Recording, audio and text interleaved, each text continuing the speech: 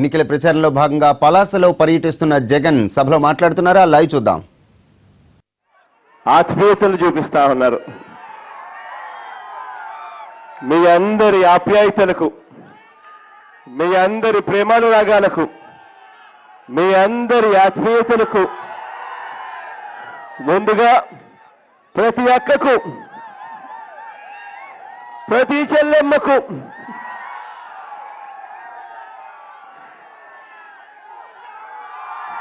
ప్రతి అవ్వకు, ప్రతి తాతకు, ప్రతి సోదరుడికి, ప్రతి స్నేహితుడికి ముందుగా మీ అందరి ఆప్యాయతలకు, మీ అందరి ప్రేమానురాగాలకు, మీ అందరి ఆత్మీయతలకు రెండు చేతులు జోడించి శిరస్సు వంచి పేరు పేరున హృదయపూర్వకంగా కృతజ్ఞతలు తెలుపుకుంటా ఉన్నాను.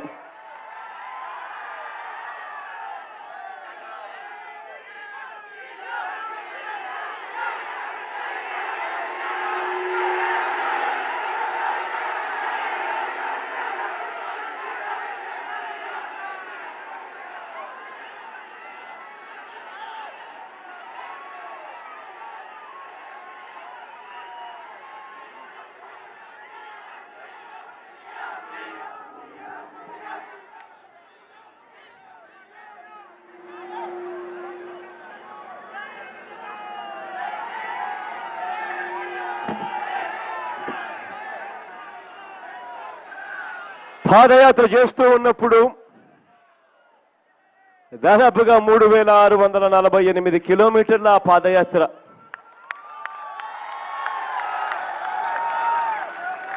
దేవుడి దయతో మీ అందరి చల్లని ఆశీస్సులతో పాదయాత్ర పూర్తి చేయగలిగా.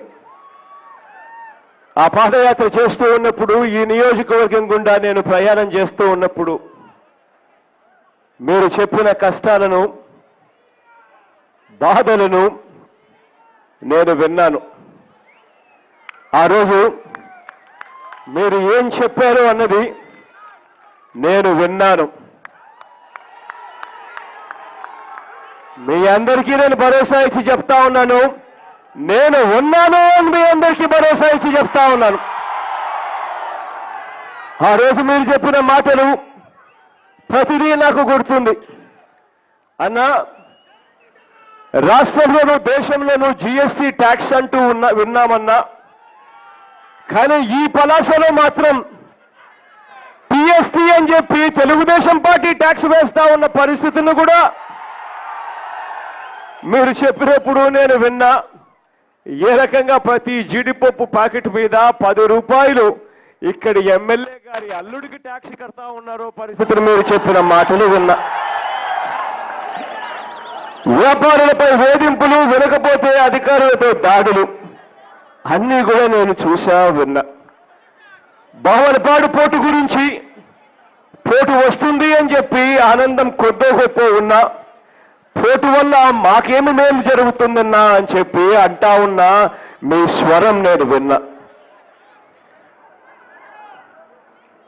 పోటుతో పాటు అక్కడే మత్స్యకారులకు కూడా ఒక ఫిషింగ్ హార్బర్ కట్టాలని, పోటు వచ్చినప్పుడు ఆ పోటులో స్థానికులకే ఉద్యోగాలు వచ్చే అవకాశాలు రావాలని, పోటు కోసం భూములు కోల్పోతా ఉన్నా ఆ ప్రజలకు ఇచ్చే సొమ్ము అతి తక్కువగా ఇస్తా ఉన్నారని మీరు చెప్పిన ప్రతి బాధ నేను విన్నా. తిత్లీ తుఫాను వచ్చింది. తిత్లీ తుఫాను వచ్చినా కూడా రైతులకు ఇప్పటికీ కూడా పరిహారం సక్రమంగా అందలేదు అని చెప్పి మీరు చెప్పిన మాటలు విన్నా. రెండో విడత జాబితా విడుదల కాలేదు అని మీరు చెప్పిన బాధలు విన్నా. ఇచ్చిన చెక్కులు చాలా వరకు చెల్లుబాటు కావడం లేదు అని చెప్పి మీరు చెప్పిన అంశాలను విన్నా. కొబ్బరి చెట్లకు ఇస్తా ఉన్న కాంపెన్సేషన్ 1500 రూపాయలు తక్కువ అని మీరు చెప్పిన మాటలు విన్నా. జీడి తోటకు హెక్టార్కు ఇస్తా ఉన్న 30,000 రూపాయలు చాలా తక్కువ అన్నా అని మీరు అంటా ఉన్న మాటలన్నీ విన్నా. ఆ రోజు నేను అన్న మాటలు కూడా నాకు బాగా గుర్తున్నాయి. ఆ రోజు నేను చెప్పా, తిత్లీ తుఫాను వల్ల నష్టపోయిన ప్రతి రైతన్నకు నేను చెప్పా, కొబ్బరి చెట్టుకు 1500 కాదు, మనం అధికారంలోకి వచ్చిన తర్వాత దాన్ని 3000 రూపాయలు చేస్తాము అన్న మాటలు నాకు గుర్తున్నాయి. జీడి తోటలకు హెక్టార్కు 30,000 రూపాయలు కాదు, దాన్ని 50,000 చేస్తాము అన్న మాటలు నాకు గుర్తున్నాయి. కిడ్నీ వ్యాధులతో బాధపడతా ఉన్న బాధితుల కష్టాలను చూశా. వాళ్ళ కోసం ధర్నాలు చేసిన పరిస్థితులను కూడా గతంలో చేశాము. ఆ పరిస్థితులను కూడా నెమరు వేసుకుంటూ అన్నా మీరు వచ్చారు అని చెప్పి ఒకవైపున ఆనందం, మరోవైపున బాధపడుతూ వాళ్ళు చెప్తున్న కథలు చూశా.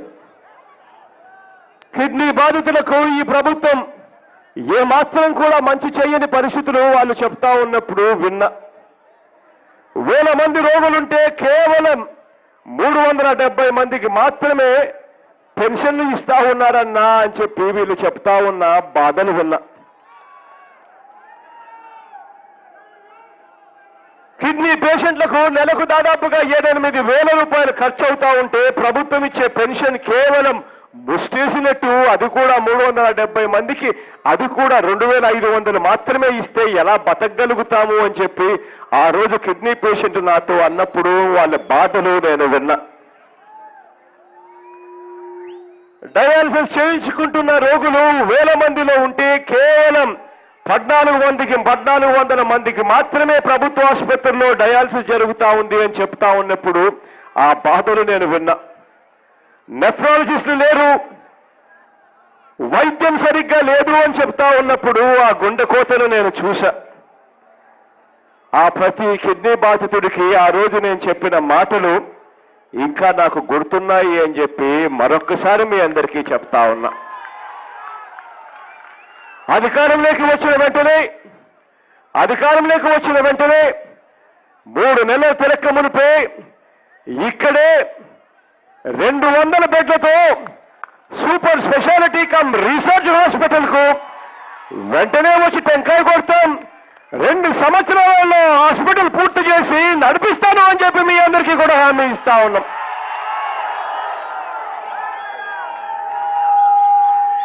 మంచి డాక్టర్లను తీసుకొస్తాము, నెఫ్రాలజిస్టులను అక్కడే తీసుకొస్తాము.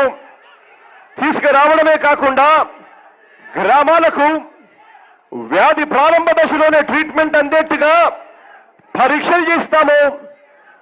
పరీక్షలు చేయడమే కాకుండా గ్రామాలకు వెళ్ళే మందులు ఉచితంగా సరఫరా చేయించే కార్యక్రమం కూడా చేస్తాము అని చెప్తా ఉన్నా. అన్ని రకాలుగా తోడుగా ఉంటాము అని చెప్పి మరొకసారి చెబుతూ డయాలసిస్ చేయించుకుంటా ఉన్న ఆ కిడ్నీ రోగులకు తోడుగా ఉంటామని, పెన్షన్ వాళ్లకు 10,000 రూపాయలు ఇస్తాము అని చెప్పి కూడా ఆ రోజు చెప్పిన మాటలు నాకు గుర్తున్నాయి. అసలు ఈ కిడ్నీ రోగాలు ఎందుకు వస్తా ఉన్నాయి అనంటే దానికి కారణం మనం తాగే నీళ్ల క్వాలిటీ బాగలేదు కాబట్టి వస్తా ఉన్నాయని తెలిసినా కూడా పట్టించుకొని ఈ ప్రభుత్వం తీరును చూశా. ప్రతి ఒక్కరికి నేను ఇవాళ చెప్తా ఉన్నాను, త్రాగడానికి నీళ్ల క్వాలిటీని మారుస్తాం.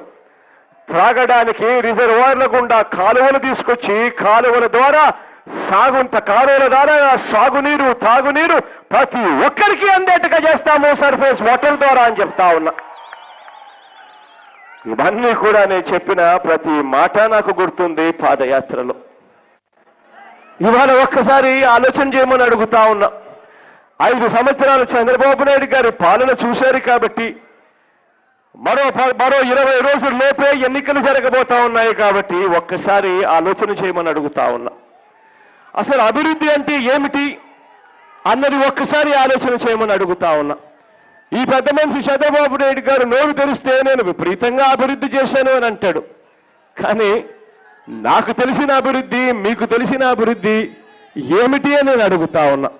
అభివృద్ధి, నాకు తెలిసిన అభివృద్ధి, మీకు తెలిసిన అభివృద్ధి ఏమిటి అని అంటే నిన్నటి కన్నా ఈ రోజు బాగుండడం అభివృద్ధి అని చెప్పి నేను నమ్ముతాను, మీరు కూడా అదే నమ్ముతారు అని చెప్పి నేను అనుకుంటా ఉన్నా. మరి ఇలాంటి పరిస్థితుల్లో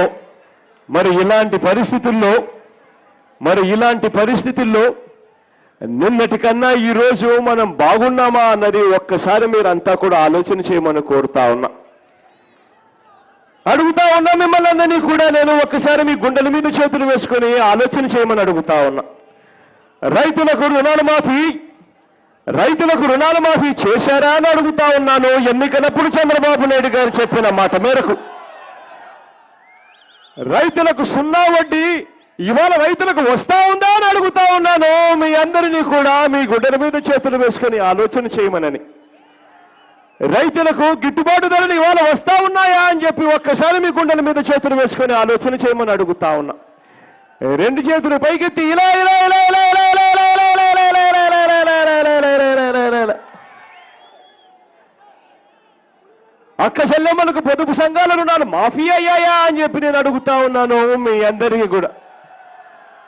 అదే అక్క చెల్లెమ్మలకు 0 వడ్డీకే రుణాలు ఇవాళ వచ్చే పరిస్థితి ఉందా అని అడుగుతా ఉన్నాను. అదే అక్క చెల్లెమ్మలకు నేను ఇవాళ నిరుద్యోగులకు 2000 రూపాయలు భృతి అన్నాడు. ప్రతి ఒక్కరికి ఉద్యోగం అన్నాడు. ఉద్యోగము ఉపాధి అన్నాడు.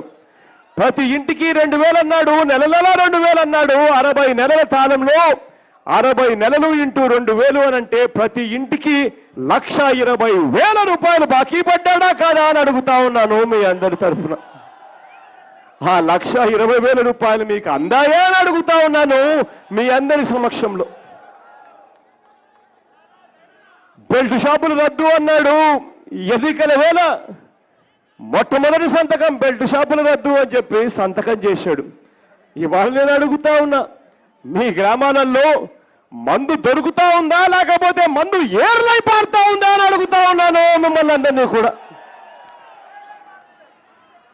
ఒక్కసారి ఆలోచన చేయమని చెప్పి నేను కోరుతా ఉన్నా. ఈ 5 సంవత్సరాల చంద్రబాబు నాయుడు గారి పాలన మీద చూడమని అడుగుతా ఉన్నా. అభివృద్ధి అంటే ఏమిటి అని అడుగుతా ఉన్నా. ఈ 5 సంవత్సరాలలో చంద్రబాబు నాయుడు గారి పాలనలో మీరంతా సంతోషంగా ఉన్నారా అని చెప్పి ఒక్కసారి ఆలోచన చేయమని కోరుతా ఉన్నా. మీ పిల్లల చదువులు, మీ పిల్లల భవిష్యత్తు గురించి ఇవాళ మీకు భరోసాగా మీరు ఉన్నారా అని అడుగుతా ఉన్నాను మిమ్మల్ని అందరినీ కూడా. మీ పిల్లల చదువులకు మీ అందరి దగ్గర, మీ పిల్లలను చదివించేందుకు మీ అందరి దగ్గర డబ్బులు ఉన్నాయా అని అడుగుతా ఉన్నాను.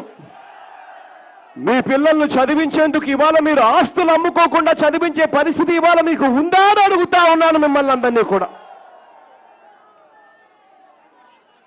ఫీజు రీయింబర్స్మెంట్ ద్వారా పెద్ద చదువులు మొత్తం ఫీజులు ప్రభుత్వమే కడుతుంది అని చెప్పి ఆ రోజు ఎన్నికలప్పుడు చెప్పాడు. కేజీ నుంచి పీజీ దాకా పిల్లలను ఉచితంగా చదివిస్తాను అని అన్నాడు. చదువులు ఆ రకంగా జరుగుతా ఉన్నాయా అని అడుగుతా ఉన్నాను మిమ్మల్ని అందరినీ కూడా. నేను ఆలోచన చేయమని అడుగుతా ఉన్నాను.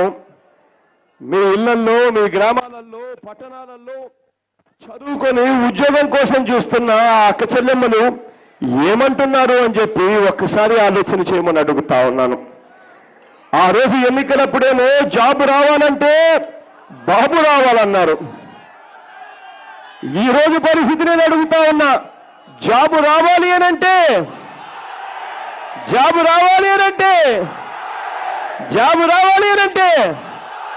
బాబు పోవాలి అని చెప్పి అంటా ఉన్నా. స్వరాన్ని ఈరోజు వింటా ఉన్నా. 5 సంవత్సరాలలో అభివృద్ధి అంటే ఏమిటి అని ఒక్కసారి ఆలోచన చేయమని కోరుతా ఉన్నా.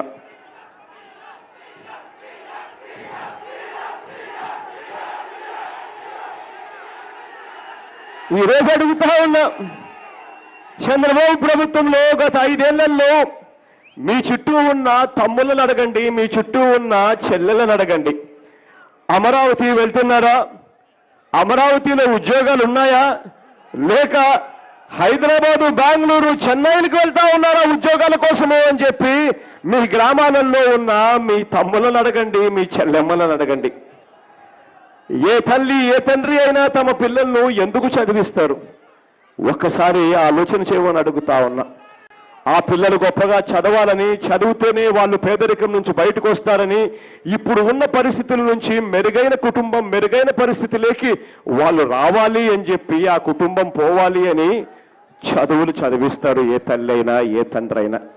కానీ ఇవాళ ఆ పరిస్థితులు ఉన్నాయా అని చెప్పి ఒక్కసారి మీరంతా కూడా ఆలోచన చేయమని అడుగుతా ఉన్నాను.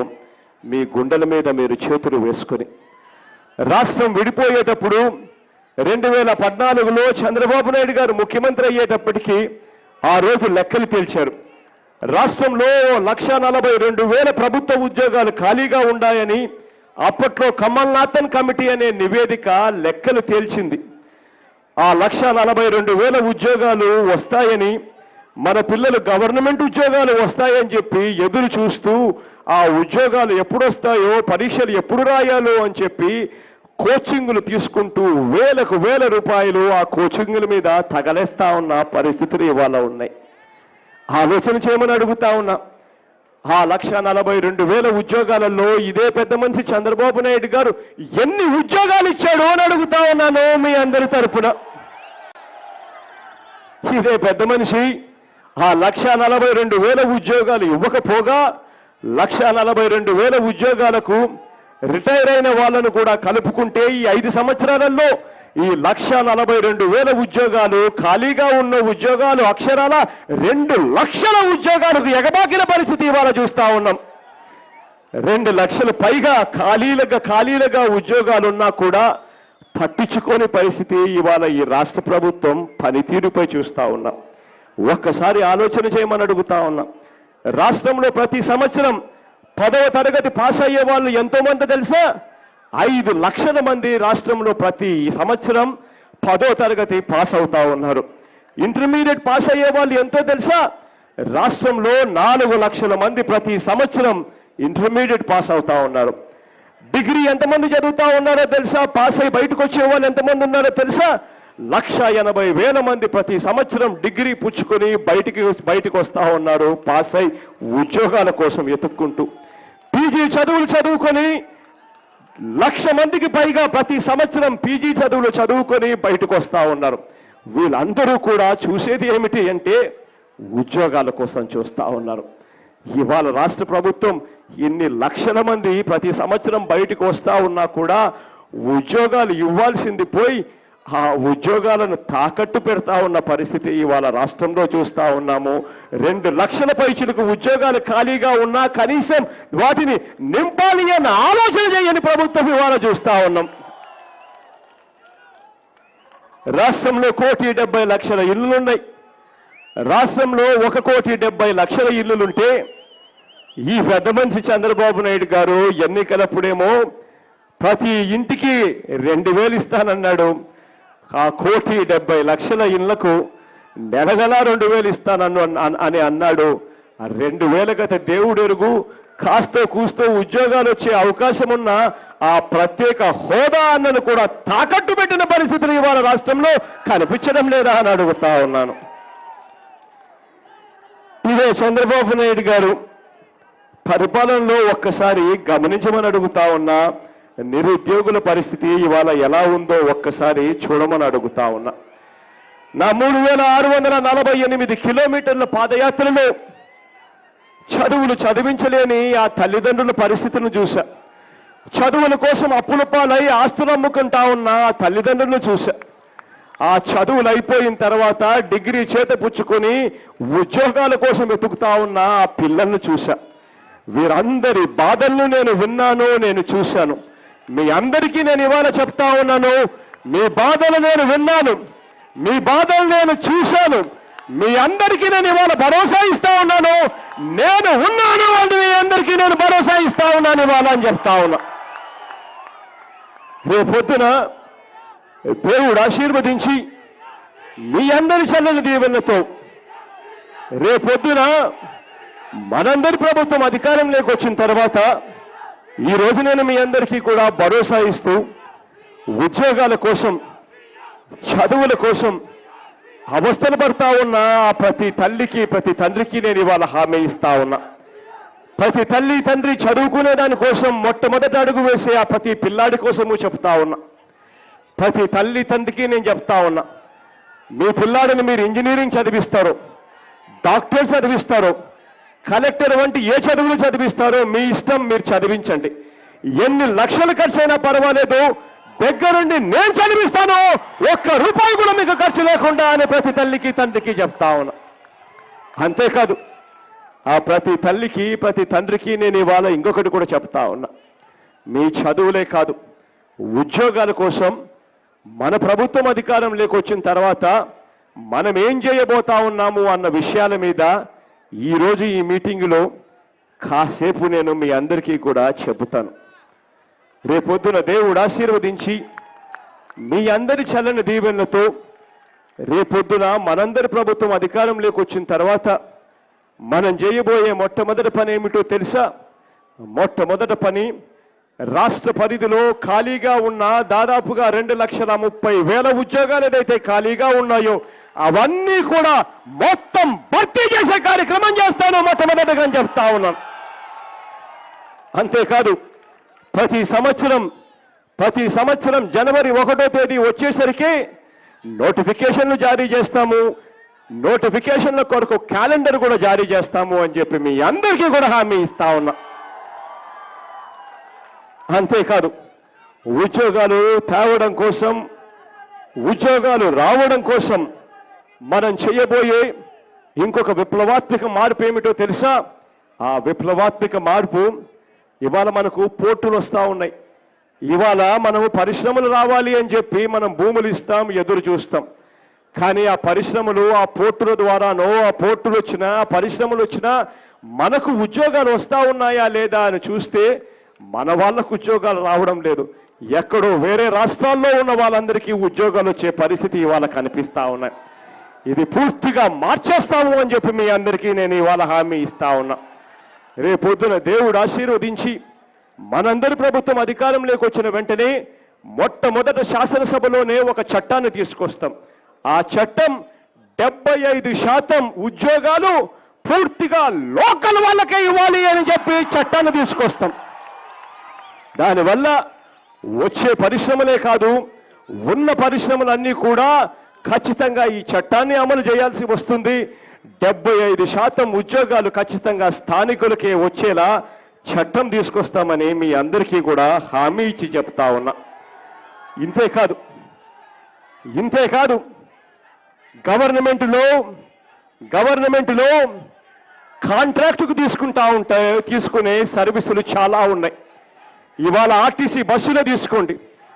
ఆర్టీసీ బస్సులన్నీ ఇవాళ ఎవరు నడుపుతున్నారో తెలుసా? కాంట్రాక్టులకు ఇస్తున్నారు. ఆ కాంట్రాక్టులన్నీ ఎవరు నడుపుతున్నారో తెలుసా? చంద్రబాబు నాయుడు గారి పార్టీకి చెందిన ఎంపీలు, జేసీ బ్రదర్సు, కాసినేని, ఇటువంటి వాళ్ళందరికీ ఇస్తా ఉన్నారు. ఇవన్నీ కూడా మార్చేస్తామని చెప్తా ఉన్నాం. గవర్నమెంట్ తీసుకునే కాంట్రాక్టు పనులు, అవి ఏపీఎస్ ఆర్టీసీ బస్సులు కావచ్చు, గవర్నమెంట్ అద్దెకు తీసుకునే కార్లు కావచ్చు, ప్రతి కాంట్రాక్ట్లోనూ తీసుకోవచ్చు. వీటి అన్నింటినీ కూడా నిరుద్యోగులకే ఇచ్చేట్టుగా చేస్తాను అని చెప్పి మీ అందరికీ కూడా హామీ ఇస్తా ఉన్నా. అంతేకాదు ఈ కాంట్రాక్ట్లన్నీ నిరుద్యోగులకే ఇవ్వడమే కాదు, ఆ నిరుద్యోగులకు పెట్టుబడి కోసం సబ్సిడీలు కూడా ఇచ్చి వాళ్ళందరినీ కూడా కాంట్రాక్ట్లలో వాళ్ళందరినీ కూడా తీసుకొస్తామని అంటా ఉన్నాం. అంతేకాదు ఇంకొక అడుగు ముందుకు వేస్తా ఉన్నాం. ఈ గవర్నమెంట్ నామినేషన్ పద్ధతిలో ఇచ్చే ఈ ప్రతి కాంట్రాక్టులలోనూ 50% బీసీలకు, ఎస్సీలకు, ఎస్టీలకు, మైనారిటీలకు కేటాయిస్తామని చెప్పి కూడా హామీ ఇస్తా ఉన్నా. ఇదొక్కటే కాదు, అధికారంలోకి వచ్చిన వెంటనే ఉద్యోగాల కోసం మనం చేయబోయే ఇంకొక విప్లవాత్మక మార్పు ఏమిటో తెలుసా? ఆ విప్లవాత్మక మార్పు మీ గ్రామంలోనే గ్రామ సెక్రటేరియట్ అని చెప్పి పెడతాం. ప్రతి గ్రామంలోనూ గ్రామ సెక్రటేరియట్ పెడతాం. ఆ గ్రామ సెక్రటేరియట్లో 10 మంది చదువుకున్న మీ ఊరి పిల్లలకి అదే గ్రామ సెక్రటేరియట్లో ఉద్యోగాలు ఇస్తాము అని చెప్పి కూడా హామీ ఇస్తా ఉన్నా. దీనివల్ల మీ గ్రామంలో చదువుకున్న 10 మంది పిల్లలకు గ్రామ సెక్రటేరియట్లో ఉద్యోగాలు అక్కడే వచ్చే పరిస్థితి ఏర్పడుతుంది. అదొక్కటే కాదు, గ్రామ సెక్రటేరియట్ ద్వారా 10 మందికి అక్కడే ఉద్యోగాలు ఇవ్వడమే కాదు, ఇంకా ఒక్కడుగు ముందుకు వేసి గ్రామంలో ఉన్న ప్రతి 50 ఇళ్లకు ఒక గ్రామ వాలంటీర్ను కూడా నియమిస్తాం. ఆ గ్రామ వాలంటీర్కు 5,000 రూపాయల గౌరవ వేతనం కూడా ఇస్తాము అని చెప్తా ఉన్నా. గ్రామాలలో చదువుకున్న పిల్లలందరికీ కూడా సేవా దృక్పథం ఉన్న ప్రతి పాపకు ప్రతి యువకుడికి కూడా ఉద్యోగాలు ఇస్తాం. ఆ 5,000 రూపాయలు గౌరవ వేతనం ఇస్తాం. వాళ్లకు వేరే చోట ఇంతకన్నా మెరుగైన ఉద్యోగం వచ్చేదాకా వాళ్ళంతా కూడా గ్రామంలో సేవా దృక్పథంతో 5,000 రూపాయల గౌరవ వేతనంతో వాళ్ళు సేవా కార్యక్రమాలు గ్రామంలో చేయొచ్చు. ఈ 50 ఇళ్లకు ఒక గ్రామ వాలంటీర్గా ఎవరినైతే మనం నియమిస్తామో ఆ గ్రామ వాలంటీరు అదే గ్రామంలో ఉన్న గ్రామ సెక్రటేరియట్తో అనుసంధానమై పనిచేస్తారు. అనుసంధానమై పనిచేసి ప్రతి గవర్నమెంట్ పథకము, ఫీజు రీయింబర్స్మెంట్ కానివ్వండి, ఆరోగ్యశ్రీ కానివ్వండి, ఇల్లు కానివ్వండి, రేషన్ కానివ్వండి, పెన్షన్ కానివ్వండి, చివరికి నవరత్నాల్లో మనం చెప్పిన ప్రతి పథకము కానివ్వండి, ఆ ప్రతి పథకము ఈ గ్రామ 50 ఇళ్లకు మనం నియమించే ఈ ప్రతి గ్రామ వాలంటీరు గ్రామ సెక్రటేరియట్తో అనుసంధానమై ప్రతి పథకము డోర్ డెలివరీ చేస్తాడని చెప్పి మీ అందరికీ కూడా హామీ ఇస్తా ఉన్నా. ఏ గవర్నమెంట్ పథకం కోసం, ఏ పెన్షన్ కోసము, ఏ రేషన్ కార్డు కోసము, ఏ ఇల్లు కోసము, ఏ నవరత్నాల్లో చెప్పిన ఏ పథకం కోసము ఎవరికి లంచాలు ఇవ్వాల్సిన పని లేదు. ప్రతి పథకం నేరుగా మీ ఇంటి దగ్గరికి వచ్చి మీ తలుపులు తట్టి రూపాయి లంచం లేకుండా మీ చేతుల్లో పెట్టిపోతారు అని చెప్పి హామీ ఇస్తా ఉన్నా. ఏ దానికోసం గ్రామ సెక్రటేరియట్లో మీరు అప్లికేషన్ పెట్టుకున్నా 72 గంటల్లోనే దానికి పరిష్కారం అయ్యేట్టుగా కూడా మార్గాలు చూపిస్తాను అని చెప్పి కూడా మీ అందరికీ హామీ ఇస్తా ఉన్నా. అంతేకాదు ప్రత్యేక హోదా సాధన, ప్రత్యేక హోదాను తాకట్టు పెట్టిన పరిస్థితులు మనం చూస్తూ ఉన్నాం. ప్రత్యేక హోదా వస్తేనే పరిశ్రమలు, హోటళ్ళు, హాస్పిటళ్ళు ఇవన్నీ కూడా మన రాష్ట్రానికి ఇంపుడుదెప్పుడుగా మన రాష్ట్రానికి వస్తాయి. కారణం ఏంటంటే ప్రత్యేక హోదా ఉంటేనే హాస్పిటళ్లలో మనకు హాస్పిటల్ కట్టేవాడైనా, హోటల్ కట్టేవాడైనా, లేకపోతే ఫ్యాక్టరీ పెట్టేవాడైనా ముందుకెందుకు వస్తాడు అని అంటే ఇన్కమ్ ట్యాక్స్ కట్టాల్సిన పనుల, GST కట్టాల్సిన పనుల, ఇటువంటి ప్రత్యేకమైన రాయితీలు ఉంటేనే ఎవడు